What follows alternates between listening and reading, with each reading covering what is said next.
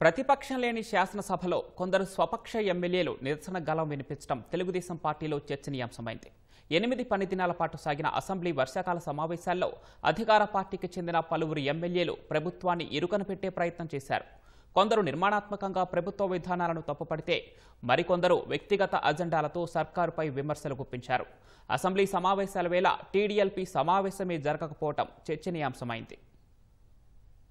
Assembly సమావేశాలు ఎప్పుడు జరిగినా శాసనసభాపక్ష సమావేశం నిర్వహించి ఎమ్మెల్యేలు ఎమ్మెల్సీలతో సభలో అనుసరించాల్సిన విధానంపై అధినేత చంద్రబాబు దిశానిర్దేశం చేయడం ఆనవాయితీ.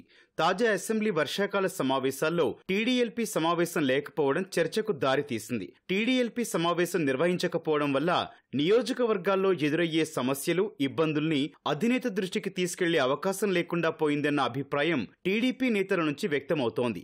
ఈ సమన్వయ లోపం కారణంగా సభలోనే వ్యక్తిగత ఎజెండా అంశాలను కొందరు ఎమ్మెల్యేలు మాట్లాడటం వివాదాస్పదమైందనే వాదన లేకపోలేదు. సీఎం చంద్రబాబు సైతం వ్యక్తిగత ఎజెండాలకు సభను వేదిక చేసుకుంటే రాష్ట్రాభివృద్ధికి విఘాతం కలుగుతుందని స్పష్టం చేశారు.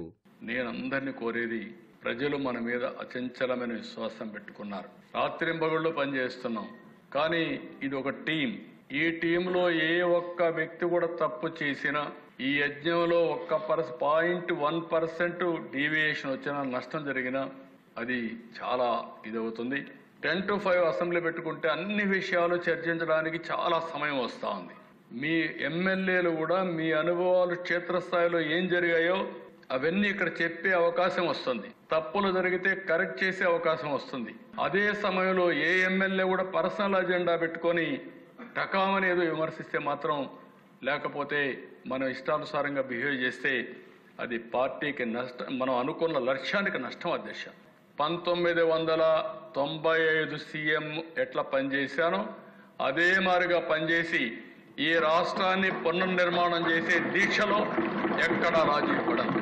మా సంకల్పం, ఎన్డీఏ సంకల్పం మంచి సంకల్పం అయినా మీరు కూడా దానికి దోహదం చేసే విధంగా ప్రతి ఒక్క వ్యక్తి మనసా వాచా పనిచేస్తే తప్ప ఇది సాధ్యం కాదు.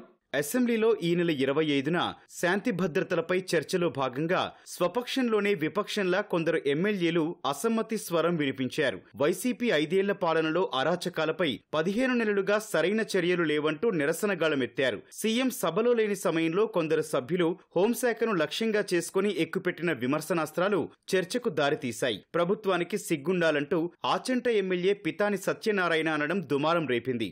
బొజ్జల సుధీర్ రెడ్డి ఒక సీఐ బదిలీ కోసం లేఖలు రాశానంటూ మాట్లాడుతోన్న సమయంలో ఉపసభాపతి ఆయన మైక్ కట్ చేయాల్సి వచ్చింది. బూర్ల రామాంజనేయులు, కూన రవికుమారులు ఇదే ధోరణిలో సభలో మాట్లాడారు. రాజకీయ వేడి ముదురుతోన్న సమయంలో సీఎం చంద్రబాబు సభలోకి రావడంతో ఎమ్మెల్యేలు ఒకంత వెనక్కి తగ్గారు. కాలుష్య నియంత్రణ మండలి చైర్మన్ పై ఈ నెల 19న శాసనసభలో విజయవాడ సెంట్రల్ ఎమ్మెల్యే బొండా ఉమా చేసిన విమర్శల్ని ఉప ముఖ్యమంత్రి పవన్ కళ్యాణ్ తీవ్రంగా తప్పుబట్టారు.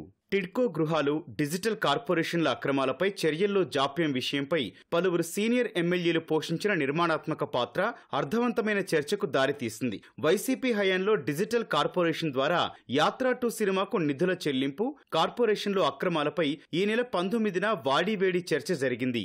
అక్రమార్కులపై చర్యలు తీసుకోవడంలో నాంచుడు ధోరణిని స్వపక్ష ఎమ్మెల్యేలు తీవ్రంగా తప్పుబట్టారు. ప్రభుత్వం నుంచి స్పష్టమైన సమాధానం కావాలని ధూళిపాళ్ల నరేంద్ర, కోన రవికుమార్, తెనాలి శ్రావణ్ కుమార్ డిమాండ్ చేశారు. సభ్యుల ప్రశ్నలకు స్పష్టమైన సమాధానం ఇవ్వాలని ఉపసభాపతి సైతం మంత్రిని కోరారు. టిడ్కో ఇళ్లపై ఈ నెల 18న స్వపక్ష ఎమ్మెల్యేలు గట్టిగా స్వరం వినిపించారు. సభ జరిగిన 8 రోజులు సీఎం చంద్రబాబు వివిధ జిల్లాల్లో ఇతర కార్యక్రమాలతో బిజీగా ఉండటంతో సభను సభ్యులు సీరియస్ గా తీసుకోలేదనే అభిప్రాయం వ్యక్తమవుతోంది. దసరా నవరాత్రుల సమయంలో హడావిడిగా సభ నిర్వహించడం, సీఎం చంద్రబాబు సైతం లఘు చర్చల్లో పాల్గొనేందుకు మాత్రమే సభకు రావడం వంటి పరిణామాలు నేతల మధ్య సమన్వయ లోపానికి అవకాశమిచ్చాయనే భావన అధికార పార్టీ నుంచి వ్యక్తమవుతోంది.